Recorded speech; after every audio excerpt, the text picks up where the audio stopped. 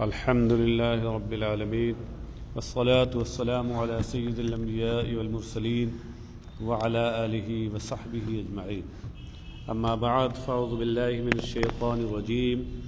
بسم الله الرحمن الرحيم.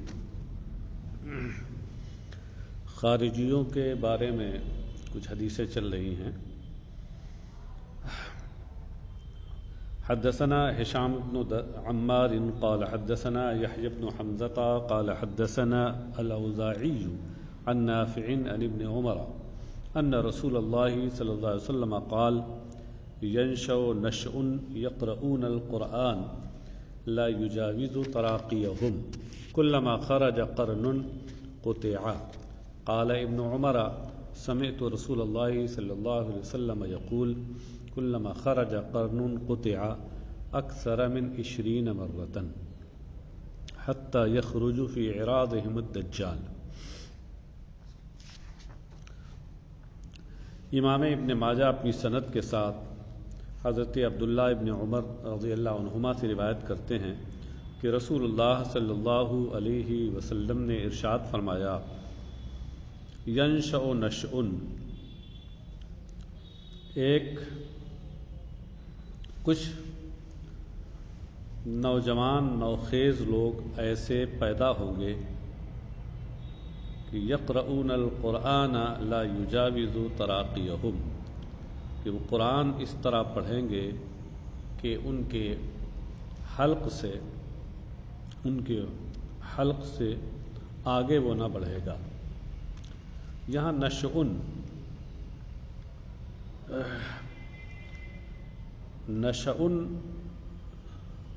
اور نشأن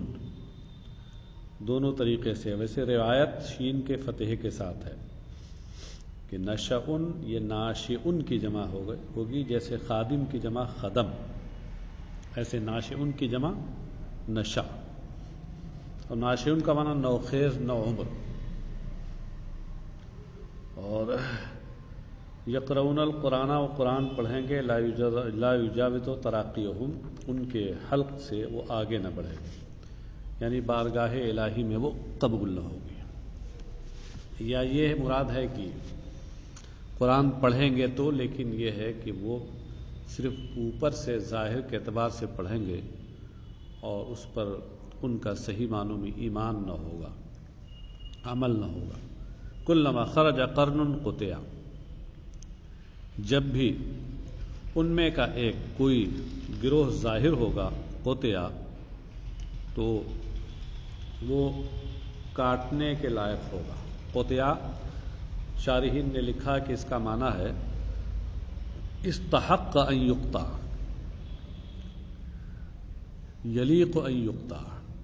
جب کوئی گروہ ظاہر ہوگا وہ اس لائق ہوگا کہ اسے کاٹ دیا جائے، ختم کر دیا جائے. راوی حضرت عبداللہ ابن عمر فرماتے ہیں کہ سمعت رسول اللہ صلی اللہ علیہ وسلم یقول کلما خرج قرن قطع اکثر من 20 مرہ. میں نے رسول اکرم صلی اللہ تعالی علیہ وسلم کو یہ جملہ 20 مرتبہ سے زیادہ فرماتے ہوئے سنا. کلما خرج قرن قطع، جب اس میں کوئی گروہ ظاہر ہوگا تو اس لائق ہوگا کہ اسے کاٹ دیا جائے، ختم کر دیا جائے.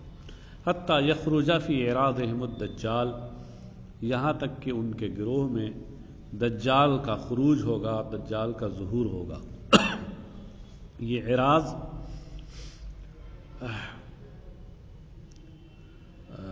اصل میں کیا ہے؟ اعراض کا معنی خداع کا بھی ہوتا ہے کہ انہی کے مکر و فریب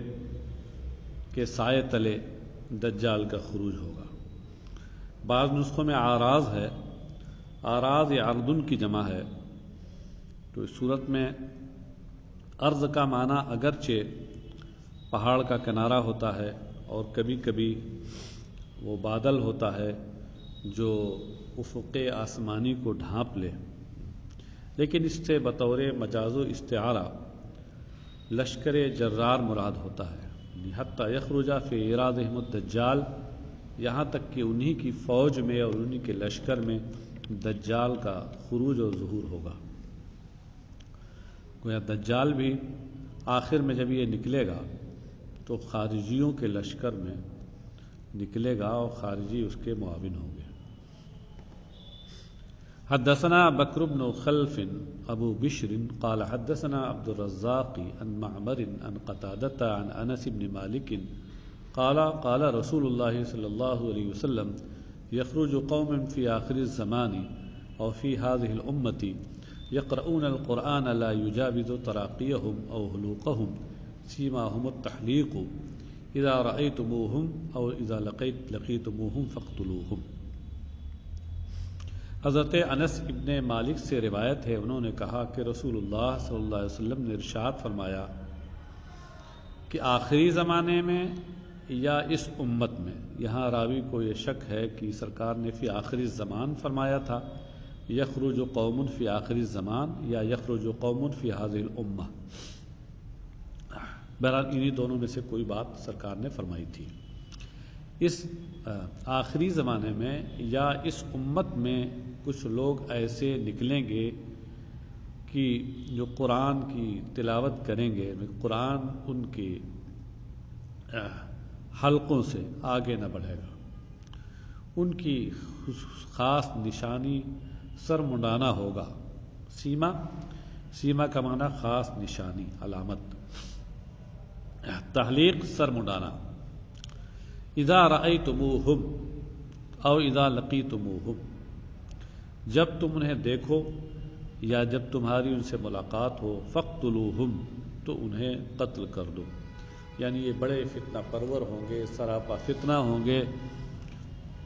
اور جب تمہاری ملاقات ہو انہیں تو ان کے اس فتنے کو دفع کرنے کے لیے اگر ضرورت محسوس ہو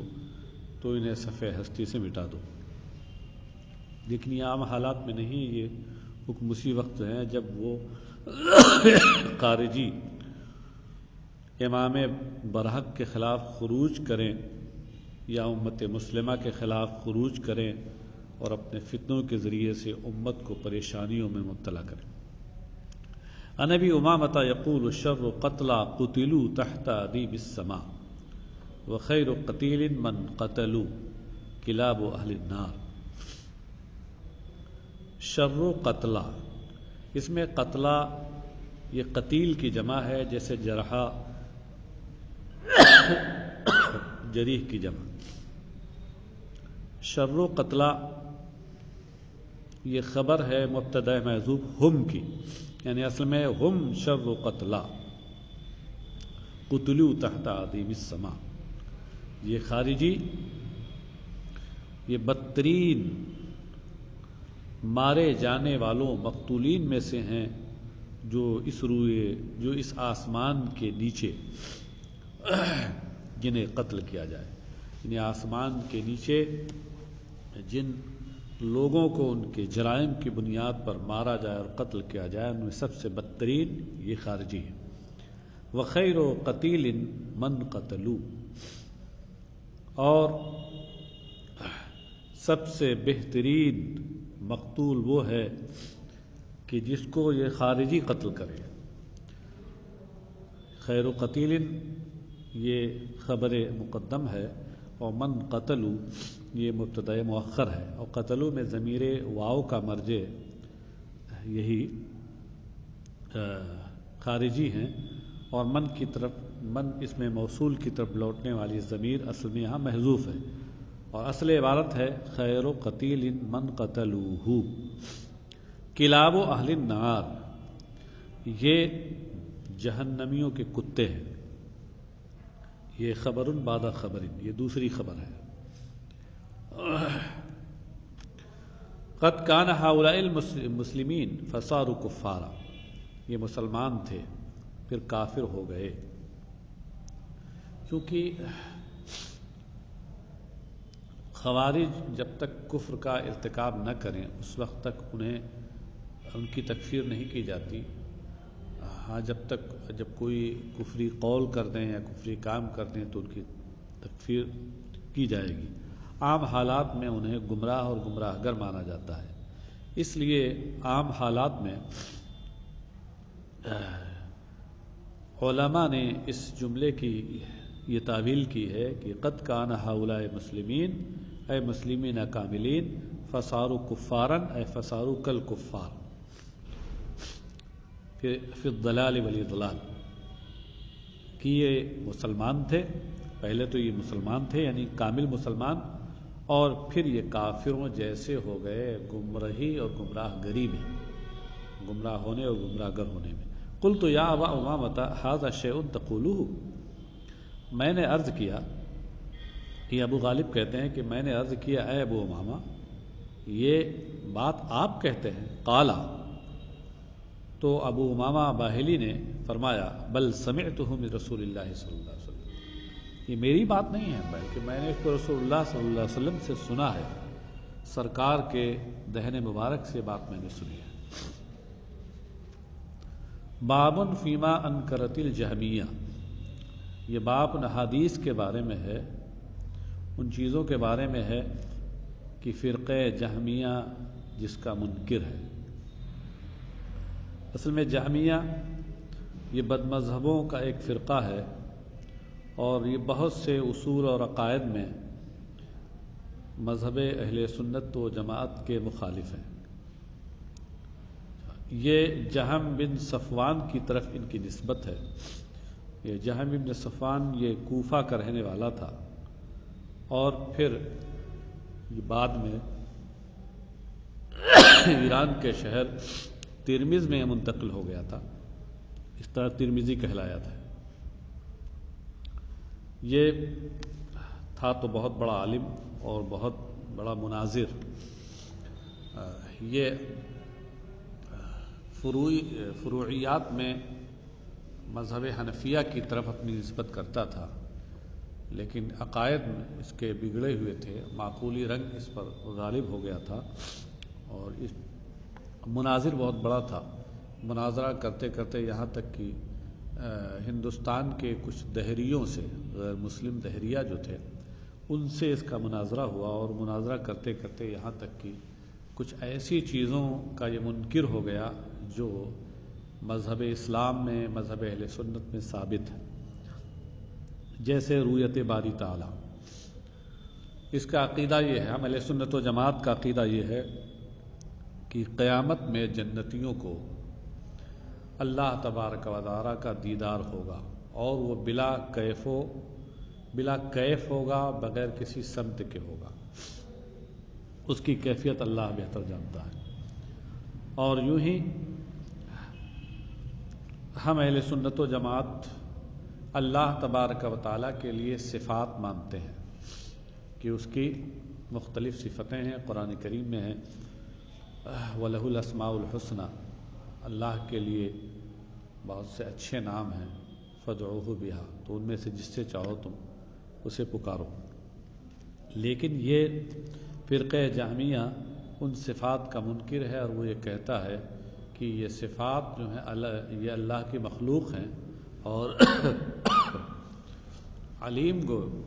کا مطلب یہ ہے کہ اللہ نے کوئی ایسی چیز پیدا کی، ایک ذات پیدا کی کہ جس کی صفت علم ہے،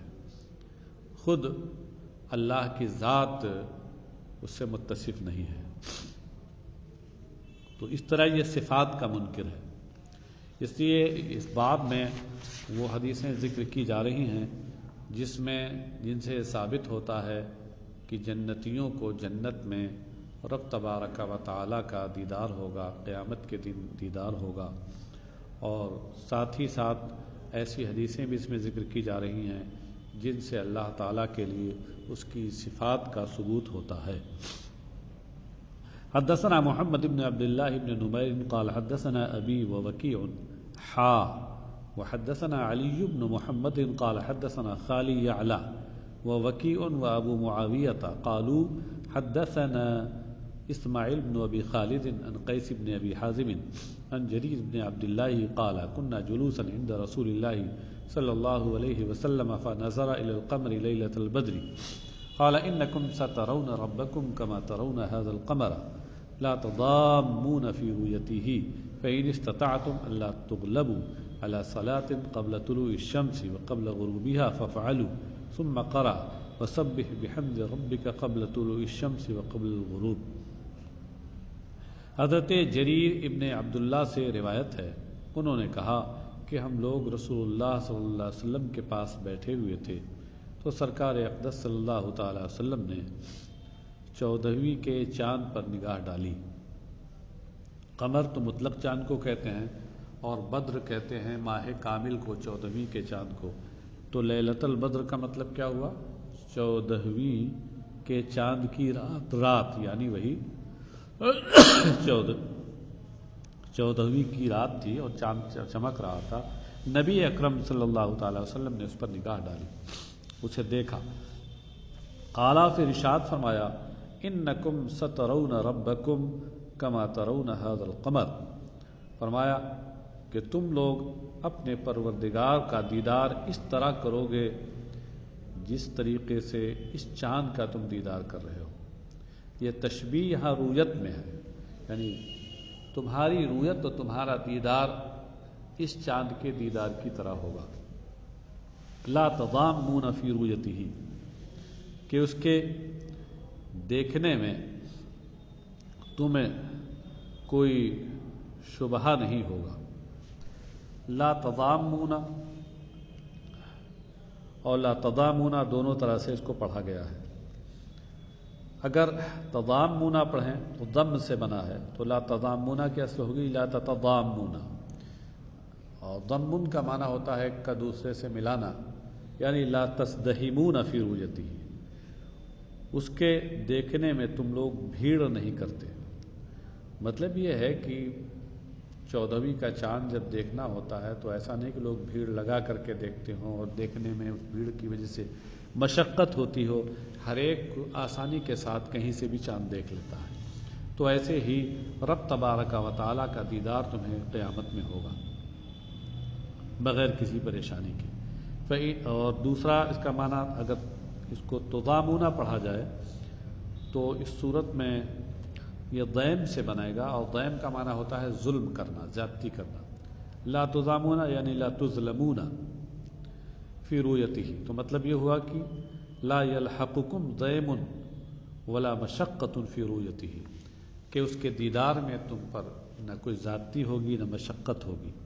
بلا مشقت کے تم اس کا دیدار کر لو گے۔ فإن استطعتم ان لا تغلبوا على صلاة قبل طلوع الشمس وقبل غروبها فافعلوا، تو اگر تم سے یہ ہو سکے کہ سورج آفتاب طلوع ہونے سے پہلے اور آفتاب ڈوبنے کے سے پہلے کی جو نماز ہے اس پر تم مغلوب نہ ہو، یعنی اس کو چھوڑو نہ، فافعلوا، تو تم ایسا کرو۔ کیا مطلب ہے؟ یعنی رب تبارک و تعالیٰ کے دیدار میں ان دونوں نمازوں کا بڑا دخل ہے، لہذا سورج نکلنے سے پہلے جو نماز پڑھی جاتی ہے نماز فجر، اور سورج ڈوبنے کے بعد جو نماز پڑھی جاتی ہے یعنی نماز عصر، تو ان دونوں نمازوں کا اہتمام کرو، کیونکہ اس سلسلے میں یہ دو نمازیں بہت بڑی معاون ہوں گی تمہارے لیے۔ ثم قرأ وسبح بحمد ربک قبل طلوع الشمس وقبل الغروب، اور پھر سرکار علیہ الصلوۃ والسلام نے یہ آیت کریمہ تلاوت فرمائی کہ وسبح بحمد ربک قبل طلوع الشمس وقبل غروبها، سورج نکلنے سے پہلے اور سورج ڈوبنے سے پہلے اپنے رب کی حمد کے ساتھ اس کی پاکی بیان کرو۔ تو وہ اس آیت سے اس کی تائید فرما دی۔ حدثنا محمد بن عبد الله بن نمير قال حدثنا يحيى بن عيسى الرملي عن الأعمش عن أبي صالح عن أبي هريرة قال قال رسول الله صلى الله عليه وسلم تضامون في رؤية القمر ليلة البدر قالوا لا قال فكذلك لا تضامون في رؤية ربكم يوم القيامة۔ مضمون تقریباً وہی ہے۔ حضرت ابو ہریرہ سے روایت ہے، انہوں نے کہا کہ اللہ کے رسول صلی اللہ علیہ وسلم نے ارشاد فرمایا کہ کیا 14ویں کے چاند کو دیکھنے میں تمہیں کوئی مشقت ہوتی ہے، تمہیں دشواری ہوتی ہے؟ یہ اصل میں ہے اتضامون، اور تضامون یا تضامون جو یہاں الفاظ ہیں ان کی تشریح میں اس سے پہلے کر چکا ہوں۔ تو صحابہ نے عرض کیا کہ نہیں. قال فکذالک لا تضامون فی رؤیت ربکم یوم القیامہ. سرکار نے فرمایا یوں ہی قیامت کے دن اپنے پروردگار کے دیدار میں بھی تمہیں کوئی مشقت نہیں ہوگی. بلا مشقت کے، بغیر بھیڑ کے اور بغیر کسی پریشانی کے اپنے پروردگار کا تم کھلا ہوا دیدار کرو گے. اچھا، اس سے جہمیہ کا رد ہو گیا جو وہ قیامت کے دن اللہ تبارک تعالیٰ کی رؤیت اور دیدار کے منکر ہیں. حدثنا محمد بن علاء الحمدانی قال حدثنا عبد الله بن ادریس عن العمشی عن ابی صالح السمانی عن ابی سعید قال قلنا یا رسول اللہ ان نرى ربنا قال تضامون في رؤية الشمس في الظهيرة في غير سحاب قلنا لا قال فتضارون في رؤية القمر ليلة البدر في غير سحاب قالوا لا قال إنكم لا تضارون في رؤيته إلا كما تضارون في رؤيتهما. حضرت ابو سعید خدری سے روایت ہے، انہوں نے کہا کہ ہم لوگوں نے عرض کیا یا رسول اللہ کیا ہم لوگوں کو پروردگار عالم کا دیدار ہوگا، رب کریم کا دیدار ہوگا؟ قالا، تو سرکار نے ارشاد فرمایا کہ بادل کے بغیر دوپہر کے وقت سورج دیکھنے میں کیا تم لوگوں کو کوئی پریشانی ہوتی ہے؟ یعنی وہی اتضامون ہے، حمزہ استفہام محذوف ہے. قلنا لا، ہم لوگوں نے عرض کیا نہیں. قال فتضارون فی رؤیت القمر لیلۃ البدر فی غیر سحاب، فرمایا کہ کیا بادل کے بغیر 14ویں رات کے چاند کو دیکھنے میں تمہیں کوئی مشقت اور دشواری ہوتی ہے؟ قالوا لا، صحابہ نے عرض کیا نہیں. قال انکم لا تضارون فی رؤیتہ الا کما تضارون فی رؤیتہما، تو فرمایا کہ تم لوگ رب تبارک و تعالیٰ کا دیدار کرنے میں کوئی مشقت تمہیں نہیں ہوگی جس طریقے سے ان چاند اور سورج کو دیکھنے میں تمہیں کوئی مشقت نہیں ہوتی ہے. بلا کسی مشقت کے صاف صاف تم رب تبارک و تعالیٰ کا دیدار کرو گے. اور اصل میں یہ جہمیہ جو یہ کہتے تھے کہ رب تبارک و تعالیٰ کا دیدار ناممکن ہے، محال ہے. کیوں؟ کہ اپنی عقل کا گھوڑا دوڑاتے ہیں اور عقل پر ساری باتوں کی بنیاد رکھتے ہیں. کہتے ہیں کہ دیکھیے اگر دیدار ہوگا تو کسی سمت میں ہوگا، کسی جہت میں ہوگا، کسی صورت میں ہوگا، کسی شکل میں ہوگا، اور پھر یہ لازم آئے گا کہ اللہ تبارک و تعالیٰ جسم ہے، کیونکہ سمت، جہت، صورت یہ سب جسم اور جسمانیات کے خواص میں سے ہیں، اور اللہ تعالیٰ جسم سے پاک ہے. تو اس سے پتہ چلا کہ کوئی ایسی چیز جو جسم کے خواص سے ہو اس سے بھی اللہ تعالیٰ پاک ہے. اہل سنت و جماعت کہتے ہیں کہ تم یہاں دنیا کے معاملات کو آخرت کے معاملات پر اور مخلوق کے معاملات کو خالق کے معاملات پر تم قیاس کر رہے ہو، یہ قیاس مال فارغ ہے. دنیا کے معاملات الگ ہیں، آخرت کے الگ ہوں گے. مخلوق کے الگ ہیں اور خالق کے الگ ہیں. وہ قادر مطلق ہے، جس طرح اس نے بغیر کسی مادے کے پوری کائنات کو لفظ کن کے ذریعے وجود بخشا، جبکہ عقل کے نزدیک یہ چیز محال ہے. اسی طریقے سے اللہ تبارک و تعالی قیامت کے دن مومن بندوں کو اپنا دیدار کرائے گا، اور بغیر کیف اور بغیر جہت کے ہوگا. اس کی کیفیت کیا ہوگی وہ اللہ تبارک و تعالی خوب جانتا ہے. حدثنا ابو بکر بن ابی شیبۃ قال حدثنا یزید بن ہارون قال اخبرنا حماد بن سلمۃ عن یعلى بن عطاء عن وکیع بن حدث عن عمه ابی رزین قال قلت یا رسول اللہ انرى الله يوم القيامة وما آية ذلك في خلقه قال يا أبا رزين أليس كلكم يرى القمر مخليا به قال قلت بلى قال فالله أعظم وذلك آية في خلقه. امام ابن ماجہ اپنی سند کے ساتھ حضرت وکی ابن حدث سے روایت کرتے ہیں، وہ اپنے چچا ابو رزین سے روایت کرتے ہیں۔ ابو رزین جو صحابی ہے، وہ کہتے ہیں کہ میں نے عرض کیا یا رسول اللہ، کیا قیامت کے دن ہمیں اللہ کا دیدار ہوگا، اور مخلوق میں اس کی نشانی کیا ہے؟ قالا، سرکار نے فرمایا، ابو رزین، کیا تم میں سے ہر شخص تنہا بغیر کسی مزاحمت کے چاند کا دیدار نہیں کرتا؟ قال قلت بلا، تو راوی کہتے ہیں میں نے عرض کیا کہ کیوں نہیں کرتا ہے، چاند کا دیدار تو ہم کہیں سے بھی کرتے ہیں۔ القمر سے مراد وہی 14ویں رات کا چاند ہے کہ وہ کہیں سے بھی بغیر مشقت کے دیکھا جاتا ہے۔ قال فاللہ اعظم، سرکار نے فرمایا تو اللہ بہت عظمت والا ہے، بہت بڑا ہے، وذالک آیۃ فی خلقہ، اور یہ اس کی مخلوق میں یہی اس کی نشانی ہے۔ وہ مخلوق اللہ نے چاند کو پیدا کیا ہے، اور ایک چاند ہے، اس کا دیدار کرنے والے بہت ہیں، اور بغیر مشقت کے اس کا دیدار کرتے ہیں۔ تو اللہ تبارک و تعالیٰ کی تو مخلوق ہے، مخلوق میں یہ اس کی نشانی ہے۔ وہ خالق کائنات اس سے بہت بڑا ہے، بہت عظیم ہے، بڑی عظمتوں والا ہے، بڑی بڑائیوں والا ہے، ایسے ہی اس کا دیدار بغیر کسی پریشانی کے ہوگا، اور مخلوق میں اس کی ایک نشانی موجود ہے۔ حدثنا ابو بکر بن ابی شیبہ قال حدثنا یزید بن ہارون قال انبأنا محمد بن سلمة عن يعلى بن عطاء عن وكيع بن حدث عن عمه ابي رزين قال قال رسول الله صلى الله عليه وسلم ضحك ربنا من قنوت عباده وقرب غيره قال قلت يا رسول الله أو يضحك الرب قال نعم قلت لن نعدم من رب يضحك خيرا۔ اس کی سند بھی وہی ہے جو اوپر گزری ہے۔ ابو رزین یہ کہتے ہیں کہ میں نے کہا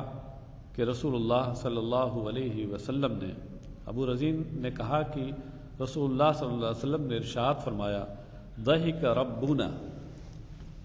ہمارے پروردگار نے ضحک فرمایا، جیسا کہ اس کے شایان شان ہے۔ اصل میں ضحک کا لغوی معنی ہوتا ہے ہنسنا، اور ہنسنے کا جو معروف یہ معنی ہے، یہ جسم اور جسمانیات سے تعلق رکھتا ہے۔ ظاہر سی بات ہے کہ اللہ تبارک و تعالی ہم اہل سنت و جماعت کے عقیدے کے مطابق جسم و جسمانیات سے پاک ہے، اس لیے ضحک کا جو یہ معنی ہے اس سے وہ پاک ہے۔ تو ہمارے جو متقدم اور محتاط علماء ہیں وہ یہ فرماتے ہیں کہ ہم یہ کہیں گے کہ ہمارے رب نے ضحک فرمایا، جیسا کہ اس کے شایان شان ہے، اس کی کیفیت کیا ہوگی وہ بہتر جانتا ہے، متشابہات میں سے ہے۔ اور متاخر علماء اس کی مناسب توجیح کرتے ہیں کہ یہاں ضحک سے مراد اس کا نتیجہ ہے، اس کا سبب ہے، یعنی خوش ہونا، راضی ہونا، کہ ہمارے پروردگار نے بندوں کے مایوس ہونے اور ان کی حالت کی تبدیلی کے قریب ہونے سے پر اس نے مسرت کا اظہار کرا۔ اس پر ضحک فرمایا کہ بندوں کو جب پریشانی آتی ہے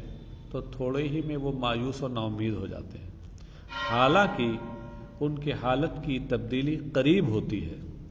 کہ اگر کوئی پریشانی آئی ہے تو وہ پریشانی پھر آسانی میں بھی تبدیل ہوتی ہے، اس کے بعد آسانی آتی ہے۔ کوئی بیماری آئی تو اس کے بعد پھر شفا بھی ملتی ہے، عافیت بھی نصیب ہوتی ہے۔ کسی آزمائش اور مشقت میں وہ بندہ پڑا تو اس کے بعد سرور و فرحت بھی نصیب ہوتی ہے۔ تو قنوت کا معنی نا امید ہونا اور مایوس ہونا، اور غیر کا معنی تغیر حال۔ غیر یہ تغیر کے معنی میں ہے، مراد ہے تغیر حال۔ قال قلت،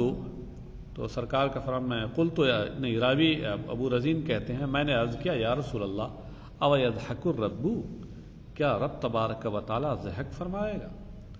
قال ضحک فرماتا ہے؟ قال نعم، سرکار نے فرمایا ہاں۔ قلت لن نعدم من رب یضحک خیرا، خیرا لن نعدما کا مفعول به ہے، یعنی لن نعدم خیرا من رب یضحک، کہ تب تو ہم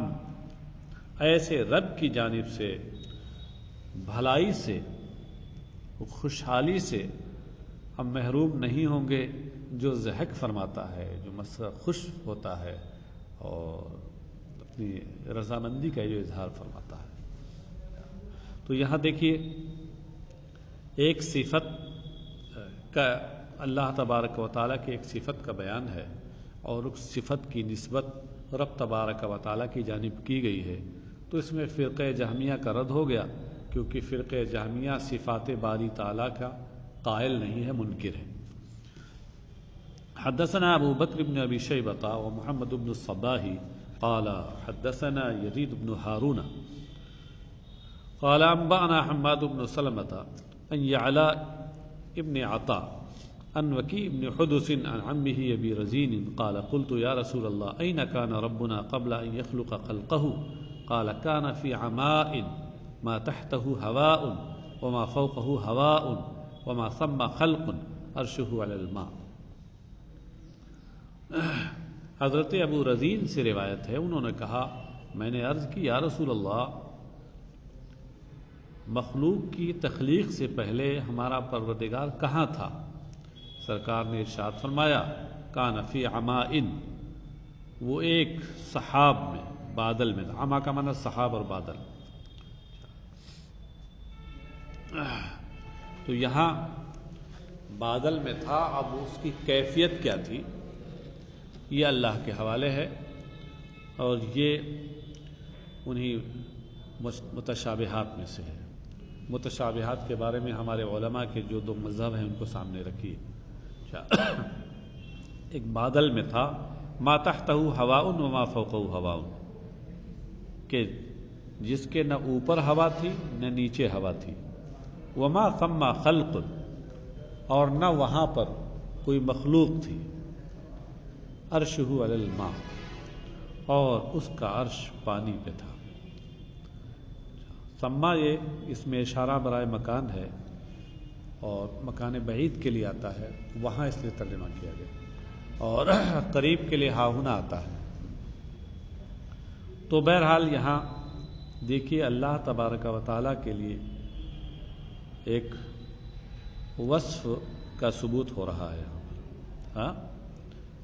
وصف تخلیق، اور فرقہ جہمیہ کا رد ہو گیا کہ وہ صفات کے منکر ہے۔ حدثنا حمید بن مسعدہ قال حدثنا خالد بن الحارث قال حدثنا سعید عن قتادة عن صفوان بن محرز المازنی قال بينما نحن مع عبد الله بن عمر وهو يطوف بالبيت إذ عرض له رجل فقال يا ابن عمر كيف سمعت رسول الله صلى الله عليه وسلم يذكر في النجوى؟ قال سمعت رسول الله صلى الله عليه وسلم يقول يدنى المؤمن من ربه يوم القيامة حتى يضع عليه كنفه ثم يقرره بذنوبه فيقول هل تعرف؟ فيقول يا رب أعرف، حتى إذا بلغ منه ما شاء الله أن يبلغ قال إني سترتها عليك في الدنيا وأنا أغفرها لك اليوم، قال ثم يعطى صحيفة حسناته أو كتابه بيمينه، قال وأما الكافر أو المنافق فينادى على رؤوس الأشهاد، قال خالد في الأشهاد شيء من الانقطاع، ينادى على رؤوس الأشهاد هؤلاء الذين كذبوا على ربهم ألا لعنة الله على الظالمين۔ امام ابن ماجہ اپنی سند کے ساتھ حضرت صفوان ابن محرز مازنی سے روایت کرتے ہیں، یہ کہتے ہیں کہ اسی دوران کہ ہم لوگ حضرت عبداللہ ابن عمر رضی اللہ عنہ کے ساتھ بیت اللہ شریف کے طواف میں تھے، وہو یطوف بالبیت میں واو حالیہ ہے، یہ جملہ حال ہے۔ اذ اراد له رجل، کہ اچانک ایک آدمی ان کے سامنے آیا، عرضہ لفلان الشیء، سامنے آنا، فقال، اس نے آ کے کہا، یا ابن عمر، اے ابن عمر، مناجات کے تعلق سے، آہستہ آہستہ گفتگو کے تعلق سے سرکار علیہ الصلوۃ والسلام کو آپ نے کیا فرماتے ہوئے سنا ہے؟ نجوہ کا معنی مناجات، عام لوگوں کے لیے اگر ہو تو اس کا ترجمہ ہوتا ہے سرگوشی، یعنی کان میں چپکے چپکے کوئی بات کہنا، اور مناجات اللہ سے ہو تو مطلب یہ ہے کہ تنہائی میں ہم اللہ تبارک و تعالیٰ سے بندے کا جو عریضہ ہوتا ہے، یہ مناجات اور نجوہ کہلاتا ہے۔ تو اس شخص نے کہا، اے ابن عمر، مناجات کے سلسلے میں، یعنی بندہ جو اپنے رب سے مناجات کرتا ہے، اس مناجات کے سلسلے میں رسول اللہ صلی اللہ علیہ وسلم کو کیا فرماتے ہوئے آپ نے سنا؟ قال سمعت رسول اللہ صلی اللہ علیہ وسلم یقول، تو انہوں نے کہا کہ میں نے رسول اللہ صلی اللہ علیہ وسلم کو یہ فرماتے ہوئے سنا کہ یدن المؤمن من ربہ یوم القیامہ حتی یضع علیہ کنفہ، قیامت کے دن بندے مومن اپنے پروردگار سے قریب کیا جائے گا۔ یدنا، یہ ادنا، یدنی، ادنا ان سے، باب افعال سے فعل مضارع مجہول ہے، واحد مذکر غائب کا صیغہ، یدنا ای یقرب، حتی یضع علیہ کنفہ، یہاں تک کہ اللہ تبارک و تعالی اپنا خاص پردہ اس پہ ڈال دے گا۔ مطلب کیا ہے؟ ایسا پردہ ڈالے گا کہ وہ بندہ، اس کی حالت، اس کی کیفیت تمام اہل محشر سے مخفی ہو جائے گی، چھپ جائے گی۔ تو اپنا خاص پردہ اللہ تبارک و تعالی اس پر ڈال دے گا۔ ثم یقررہ بذنوبہ، اور پھر اس سے اس کے گناہوں کا اقرار کرائے گا، اقرار کرائے گا کہ وہ اس کے اپنے گناہ کا اقرار کرے۔ فیقول هل تعرف، فیقول یا رب اعرف، تو رب تبارک و تعالیٰ فرمائے گا کہ کیا تم جانتے ہو؟ تو بندہ عرض کرے گا، یا رب اعرف، اے میرے پروردگار میں جانتا ہوں۔ حتی اذا بلغ منہ ما شاء اللہ ان یبلغ، یہاں تک کہ جب بندہ وہ اقرار میں وہاں تک پہنچ جائے گا جہاں تک اس کا پہنچنا اللہ کی مشیت میں ہوگا، اللہ جہاں تک پہنچنا چاہے گا، اللہ کی مشیت جہاں تک ہوگی کہ یہ بندہ پہنچے، جب یہ وہاں تک اقرار میں پہنچ جائے گا۔ بلغ منہ سے مراد کیا ہے؟ بلغ من الاقرار ما شاء اللہ ان یبلغ۔ قال انی سترتها علیک فی الدنیا، یعنی جب وہ بندہ پورے طور پر اللہ کی مشیت کے مطابق اقرار کر لے گا اپنے گناہوں کا، اللہ کو اپنی بارگاہ میں بندوں کی عاجزی، اقرار گناہ، اعتراف گناہ، رونا گڑگڑانا یہ بہت پسند ہے، عاجزی بہت پسند ہے۔ تو جب وہ بندہ اس گناہوں کے اقرار میں وہاں تک پہنچ جائے گا کہ جہاں تک پہنچنے کی اللہ کی مشیت ہوگی، قالا، تو رب تبارک و تعالی فرمائے گا، انی سترتها علیک فی الدنیا، میں نے دنیا میں ان گناہوں کو تیرے لیے چھپایا، وانا اغفرها لک اليوم، اور آج قیامت کے دن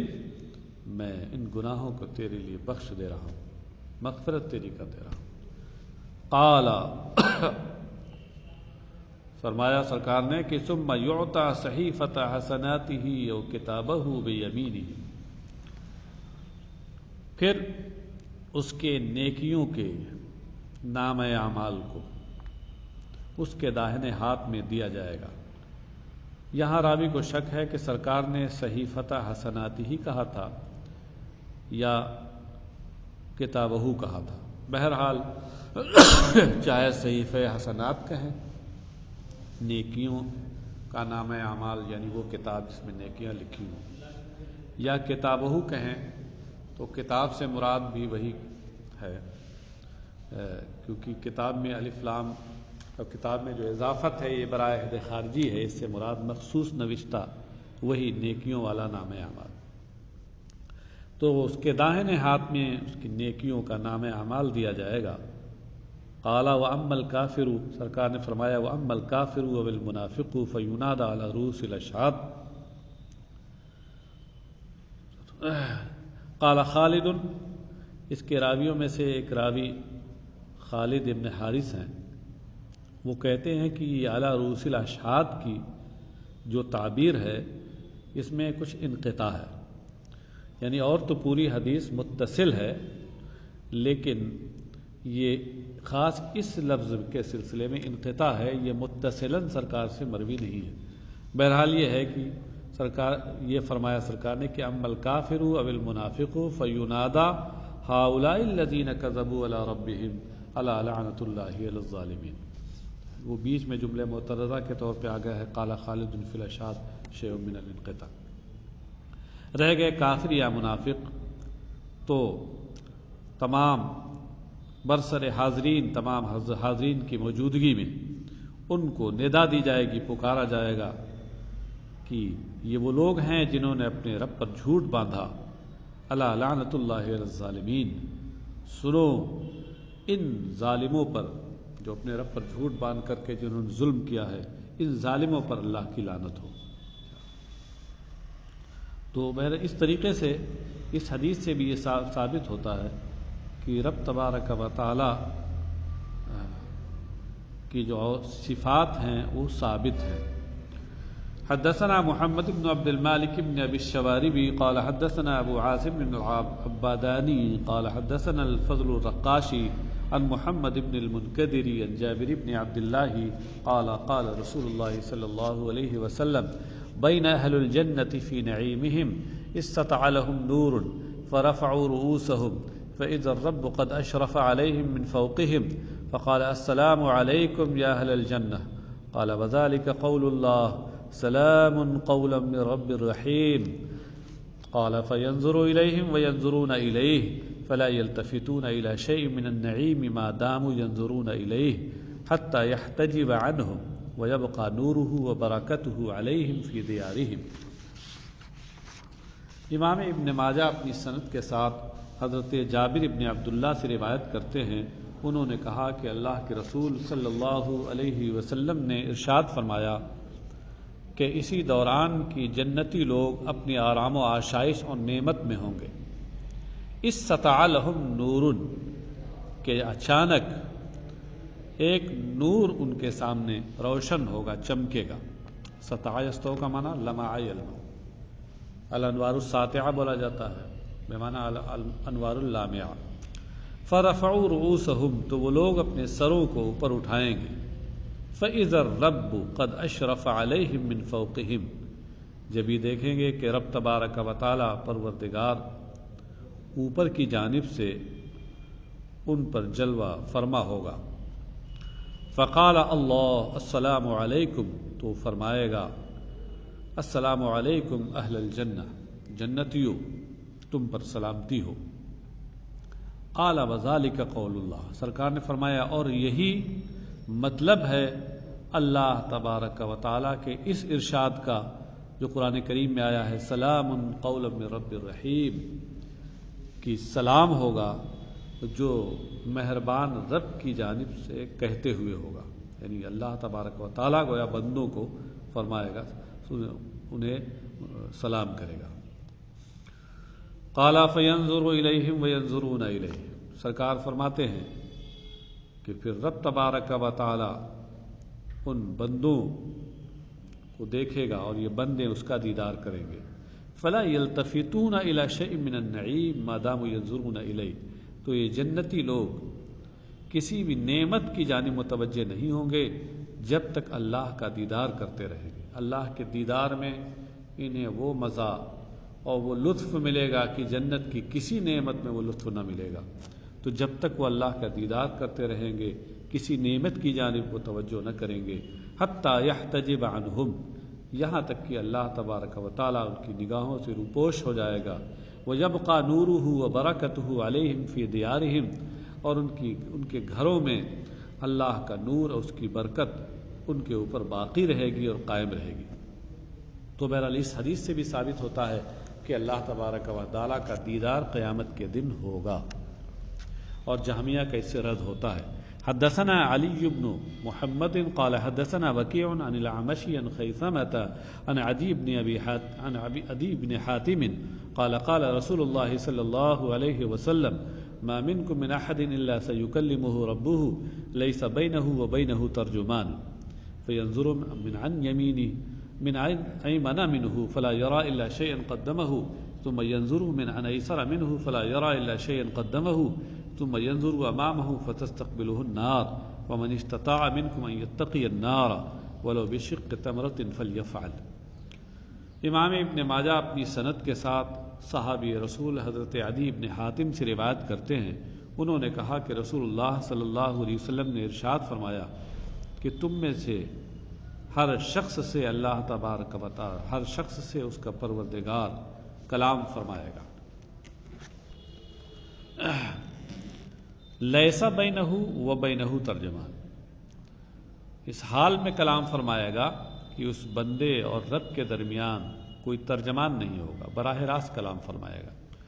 فینظر من ان ایمن منہ، تو وہ بندہ اپنے دائیں جانب دیکھے گا، من ان ایمن، من کے بعد جو ان آیا ہے یہ ان اسمیہ ہے، یہ ان حروف جارہ میں سے نہیں ہے، اس لیے اس پر دلیل یہ ہے کہ اس پر من داخل ہوا، اور حرف جر اسم ہی پہ داخل ہوتا ہے، فعل یا حرف پر داخل نہیں ہوتا، اس حرف جر کا دخول اسم کی علامت ہے، تو اس سے پتہ چلا کہ ان یہ اسمیہ ہے، جانب کے معنی میں، معنی ہے کہ فینظر من جانب ایمن منہ،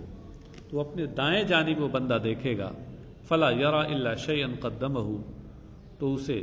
اس کے سوا اور کچھ نظر نہ آئے گا جو اس نے آگے بھیجا،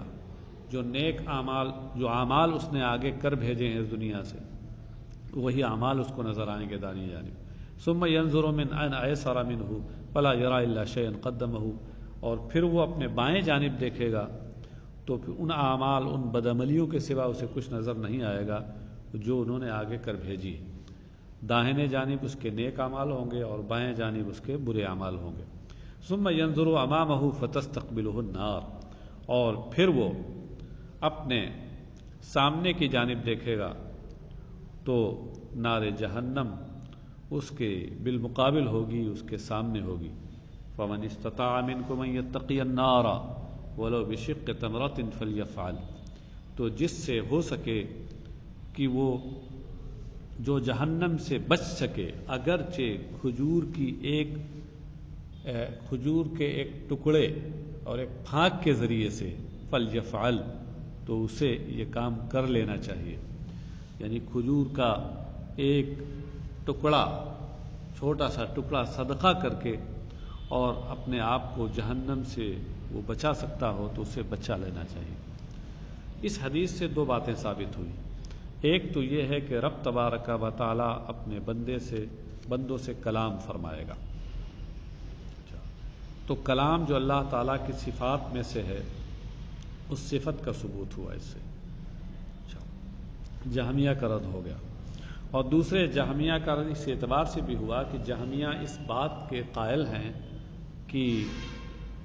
بندہ جب ایمان لے آئے تو اب اعمال کا کوئی دخل نہیں ہے اس کی نجات میں، جبکہ اس حدیث سے یہ ثابت ہوتا ہے کہ اعمال سے سب سے بنیاد تو ایمان ہے، لیکن ایمان کے بعد بھی جہنم سے بچاؤ میں اعمال معاون ہوں گے، اس لیے بندوں کو اعمال نیک عمل کرنا چاہیے اور برے اعمال سے بچنا چاہیے۔ حدثنا محمد بن بشار قال حدثنا ابو عبد الصمد عبد العزيز بن عبد الصمد قال حدثنا ابو عمران الجوني عن ابي بكر بن عبد الله بن قيس الاشعري عن ابيه قال قال رسول الله صلى الله عليه وسلم جنتان من فضة آنيتهما وما فيهما وجنتان من ذهب آنيتهما وما فيهما وما بين القوم وبين أن ينظروا إلى ربهم تبارك وتعالى إلا رداء الكبرياء على وجهه في جنات عدن۔ حضرت ابو بکر ابن عبداللہ سے روایت ہے، یہ اپنے والد عبداللہ سے، اپنے والد سے روایت کرتے ہیں، ان کے والد کون ہیں؟ عبداللہ ابن قیس اشعری، تو عبداللہ ابن قیس اشعری سے روایت کرتے ہیں، انہوں نے کہا کہ رسول اللہ صلی اللہ علیہ وسلم نے ارشاد فرمایا کہ 2 باغ ایسے ہوں گے کہ ان کے برتن اور ان میں پائی جانے والی تمام چیزیں چاندی کی ہوں گی، اور 2 جنتیں یعنی 2 باغ ایسے ہوں گے کہ ان کے برتن اور ان میں پائی جانے والی تمام چیزیں سونے کی ہوں گی۔ تو 2 باغ چاندی کے اور 2 باغ سونے کے ہوں گے۔ وما بین القومی و بین ان ينظروا الی ربہم تبارک و تعالی الا رداء الکبریاء، سرکار نے فرمایا کہ ان لوگوں اور رب تبارک و تعالی کا دیدار کرنے کے درمیان کوئی چیز حائل نہیں ہوگی سوائے رب تبارک و تعالی کی کبریائی کی چادر کے، جو اس کے وجہ کریم پر ہوگی، اور یہ دیدار جنات عدن میں ہوگا، جنت عدن میں ہوگا۔ یہ فی جنت عدن، اس کا تعلق رداء الکبریاء سے نہیں ہے، بلکہ یہ حال واقع ہے ینظرو میں واو سے، یعنی مطلب یہ ہے کہ وہ لوگ اللہ کا، اپنے رب کا دیدار کریں گے جنت عدن میں۔ تو عبارت یوں بنے گی اے کائنین فی جنت عدن، یا یہ بھی ہو سکتا ہے کہ یہ حال کے بجائے فی جنت عدن ظرف ہو ینظروا الی ربہم سے، یعنی ما بین القوم و بین ینظروا الی ربہم تبارک و تعالی فی جنت عدن الا رداء الکبریاء علی وجہہ۔ تو اس سے بھی وہی ثابت ہوا کہ اللہ تبارک و تعالی کا دیدار قیامت کے دن ہوگا۔ حدثنا عبد القدوس بن محمد قال حدثنا حجاج قال حدثنا حماد عن ثابت البناني عن عبد الرحمن بن ابي ليلى عن صهيب قال تلا رسول الله صلى الله عليه وسلم هذه الآية للذين أحسنوا الحسنى وزيادة، وقال إذا دخل أهل الجنة الجنة وأهل النار النار نادى مناد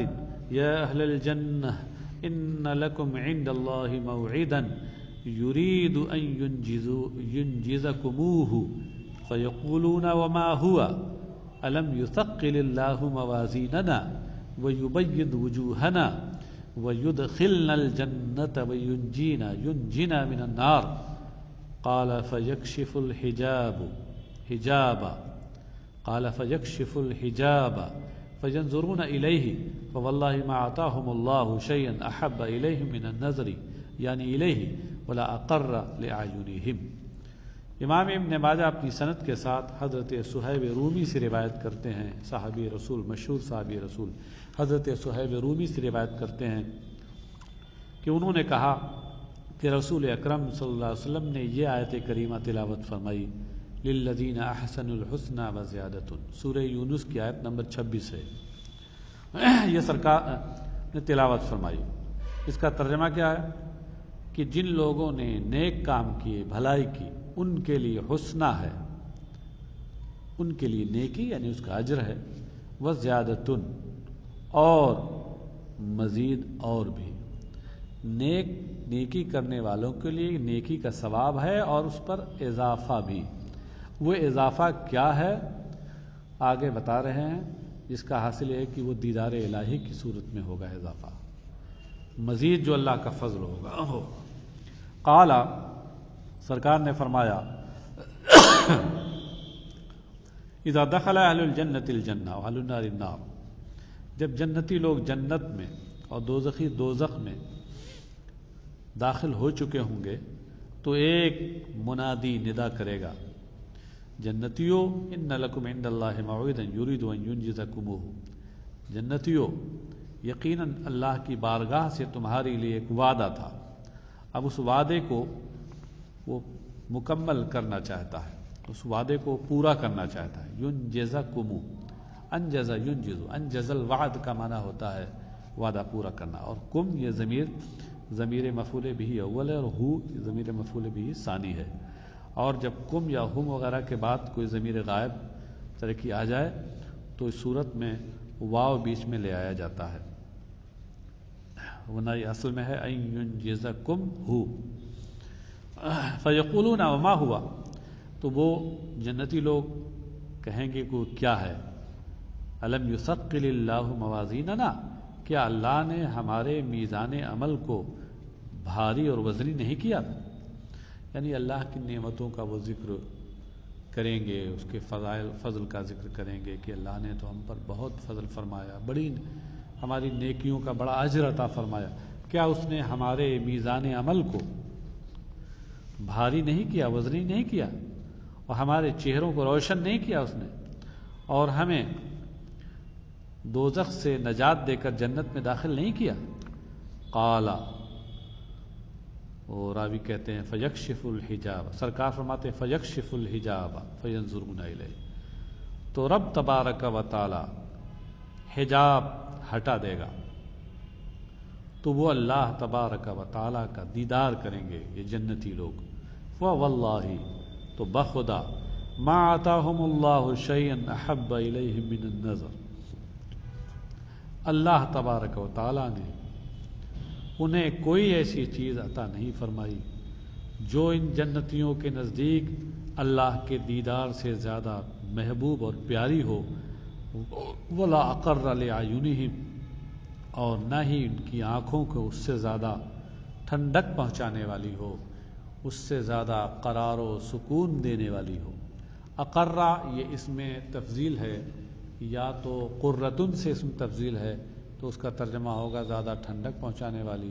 اور یا تو قرار سے ہے، قرار بمعنی سکون سے، دونوں ترجموں کی رعایت میں نے کر لی ہے اس میں۔ اس حدیث سے بھی یہ ثابت ہوا کہ اللہ تبارک و تعالی کا دیدار قیامت کے دن بندے کریں گے، جنتی لوگ کریں گے۔ اور ایک چیز یہ بھی ثابت ہوئی کہ اللہ تبارک و تعالی بندوں کو ان کے نیک اعمال کی جزا عطا فرمائے گا، اور یہ جہمیہ کا اس میں رد ہو گیا کیونکہ وہ دونوں اس بات کے منکر ہیں۔ وہ کہتے ہیں کہ ایمان لانے کے بعد اب اعمال کا کوئی کردار نہیں رہ جاتا۔ حدثنا علی بن محمد قال حدثنا ابو معاویہ قال حدثنا الاعمش عن تمیم بن سلمۃ عن عروۃ بن الزبیر عن عائشہ قالت الحمد للہ الذی وسع سمعه الاصوات لقد جاءت المجادلة إلى النبي صلى الله عليه وسلم وأنا في ناحية البيت تشكو زوجها وما أسمع ما تقول فأنزل الله قد سمع الله قول التي تجادلك في زوجها۔ امام ابن ماجہ اپنی سند کے ساتھ ام المومنین حضرت عائشہ صدیقہ رضی اللہ عنہا سے روایت کرتے ہیں، انہوں نے کہا کہ ساری تعریفیں اس اللہ کے لیے ہیں کہ جس کی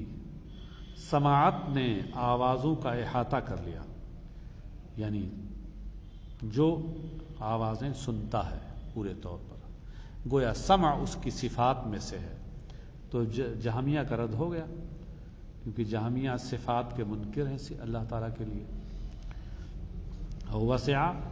اے احاط سمعه الاصوات، لقد جاءت المجادلۃ، المجادلہ یہ صفت ہے موصوف مقدر المرأۃ کی، یعنی لقد جاءت المرأۃ المجادلۃ یا الزوجۃ المجادلۃ الی النبی، کہ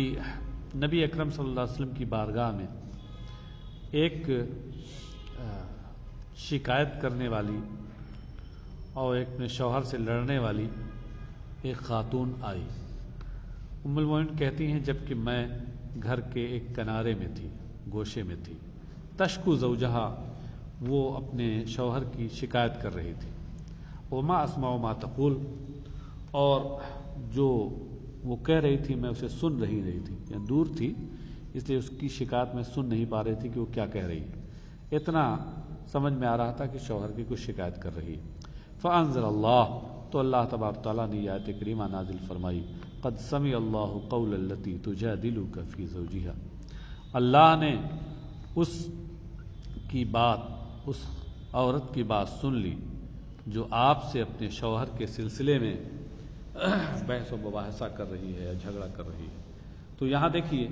اس آیت کریمہ میں اللہ تبارک و تعالیٰ کے لیے صفت سمع کا ثبوت ہے اور اس کی اسناد اللہ تبارک و تعالیٰ کی طرف کی گئی ہے۔ اس میں جہمیہ کا رد ہو گیا جو صفات باری تعالیٰ کے منکر ہیں۔ حدثنا محمد بن يحيى قال حدثنا صفوان بن عيسى عن ابن عجلان عن أبيه عن أبي هريرة قال قال رسول الله صلى الله عليه وسلم كتب ربكم على نفسه بيده قبل أن يخلق الخلق رحمتي سبقت غضبي۔ امام ابن ماجہ اپنی سند کے ساتھ مشہور صحابی رسول حضرت ابو ہریرہ رضی اللہ عنہ سے روایت کرتے ہیں، انہوں نے کہا کہ رسول اللہ صلی اللہ علیہ وسلم نے ارشاد فرمایا کہ تمہارے پروردگار نے اپنے دست قدرت سے اپنی ذات پر یہ چیز لکھ لی ہے، یعنی لازم کر لی ہے مخلوق کی تخلیق سے پہلے ہی۔ کیا لکھ لیے؟ رحمتی سبقت غضبی، کہ میری رحمت میرے غضب پر سے سبقت لے گئی، یعنی کیا مطلب ہے کہ میری رحمت میرے غضب پر غالب ہے، یہ لکھ لیا ہے۔ تو اس کا مطلب یہ ہوا کہ اس میں اللہ تبارک و تعالیٰ کے کئی اوصاف کا ذکر ہے، ایک تو رحمت کا ہے، پھر غضب کا ہے، یخلق الخلق خلق کا ہے۔ تو اللہ تعالیٰ کے لیے کئی صفات کا یہاں ذکر ہے۔ جہمیہ کا رد ہو گیا کیونکہ جہمیہ صفات باری تعالیٰ کے منکر ہیں۔ بس آج یہیں تک، انشاءاللہ تبارک تعالیٰ بقیہ حدیثیں جو جہمیہ کے رد میں ہیں وہ آئندہ سبق میں ہوں گی۔ وصلی اللہ تعالی علی خیر خلقہ سیدنا و مولانا محمد وعلی آلہ وصحبہ اجمعین برحمتک یا ارحم الراحمین۔